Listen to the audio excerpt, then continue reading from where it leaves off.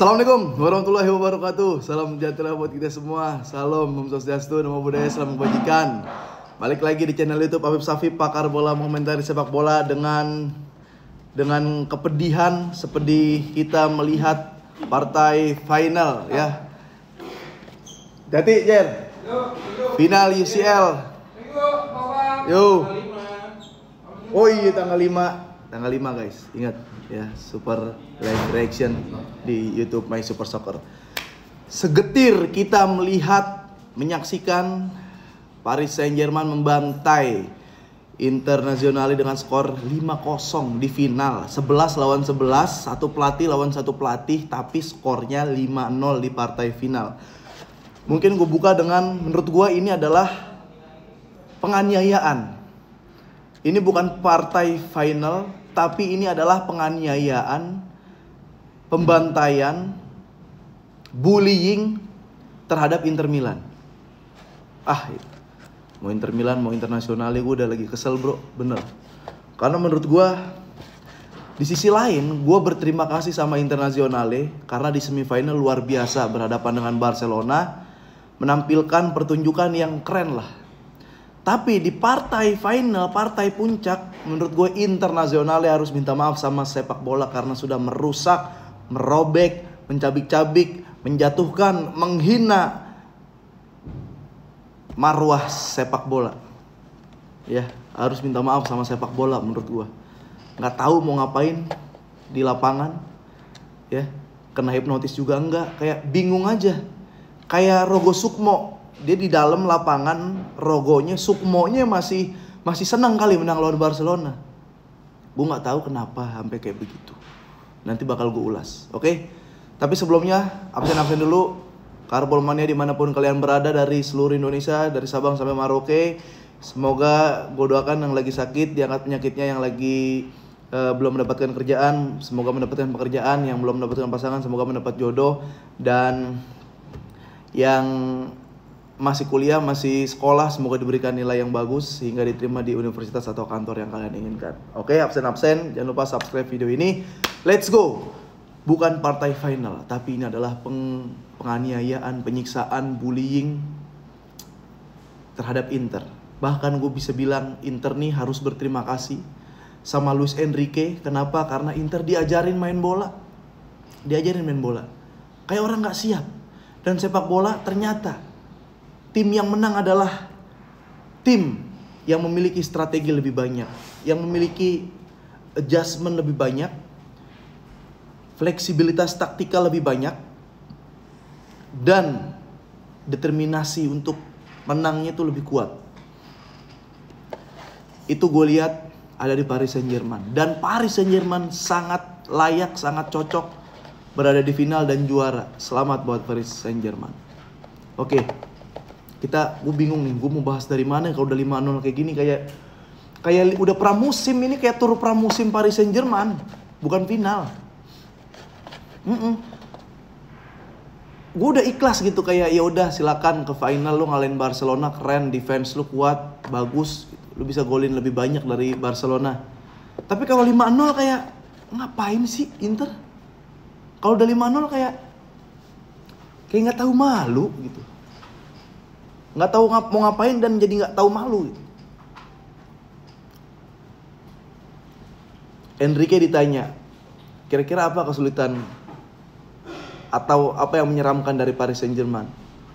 Dari Inter. Enrique bilang 3-5-2-nya yang bahaya.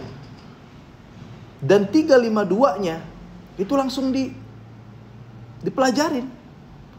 Justru 3-5-2 Internya ini yang jadi kelemahan buat PSG. Oke, ini strukturnya dulu lah ya. Kita bahas taktikal ya. 3-5-2 Inter, 4-3-3 Paris Saint-Germain. Ya. Ketika dia bermain defense dan pertandingan berjalan sesuai rencana, Inter oke. Tapi ini kebobolan duluan nih. Rusak tuh rencana. 1 gol rusak, 2 gol udah rusak. Bahkan ketika 2 gol, Inter kayak nggak mau ngejar ketertinggalan. Justru PSG-nya yang kayak ayo nambah lagi, kita masih kurang. Ayo nambah lagi, kita masih kurang. Ya, 3-5-2 Inter, kalau dia defense, dia bisa mengeksploitasi dari sisi ketika counter attack. Transisi positif, Bagus tuh, dia lempar bola ke flank, Dumfries lari, Di Marco lari. Tapi yang terjadi, sayap-sayap mereka justru yang dieksploitasi. Bayangin Inter punya Di Marco dan Dumfries, yang dia kalau nyerang ya jadi sayap, penyerang sayap. Kalau bertahan ya jadi back sayap juga. Sementara Paris Saint-Germain ketika nyerang dia punya si Doué, ketika bertahan dia punya Hakimi, ketika dia nyerang dari kiri dia punya Kvaratskhelia, ketika bertahan dia punya Nuno Mendes. Dan di sisi tengah terlalu memberikan kenyamanan menurut gua. Paris Saint-Germain main lepas, nggak di press di atas. Build up Inter selalu gagal. Mungkin kalau lihat statistik sekalah-kalahnya dia punya shoot on target itu 1, itu juga nggak berbahaya. Di final 1 on target, ya Allah. Kacau. Yang membedakan adalah ketika 3-5-2 tidak berjalan, kedua tim ini main rotation football.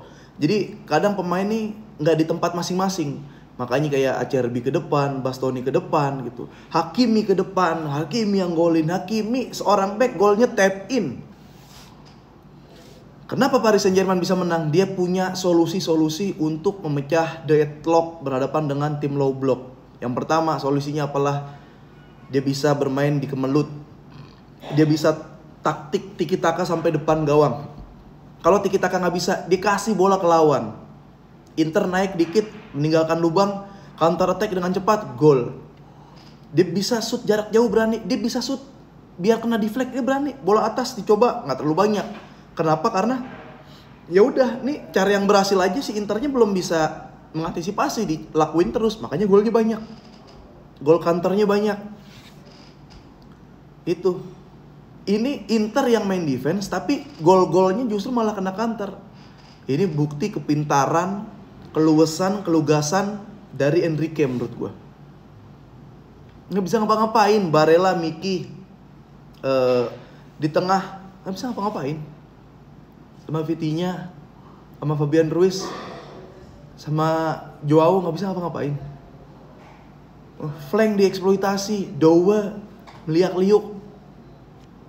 Menurut gue bang selesai pertandingan itu ketika 3-0 sih. Gue udah bilang ini menit 60 Inter nggak ngapa-ngapain atau perubahannya nggak signifikan. Ya udah terima nasib aja. Digebugin di final. Dianiaya. Itu sih yang bikin gue sebagai penonton netral kayak ya Allah ini final. Nggak imbang gitu loh. Ampun dah gue. Inzaghi juga kayak Fratesi nggak main. Ada beberapa pemain yang game changer tuh nggak main gitu. Jadi apes juga memang ketika ganti kartu kuning, masukin pemain cedera, dikeluarin lagi. Ya udah, nggak ada harapan ketika pertandingan tidak berjalan dengan sesuai rencana dan dia tidak mempunyai antisipasi lain. Dia tidak mempunyai solusi antisipasi untuk menghadapi Paris Saint-Germain. Sementara Paris Saint-Germain punya semuanya. Strategi dia punya, press atas dia bisa. Bola udah lebar ke depan, pemain Inter transisi negatifnya bagus. Defense-nya bagus. Inter lebih banyak gol lewat set piece. Donnarumma berani maju.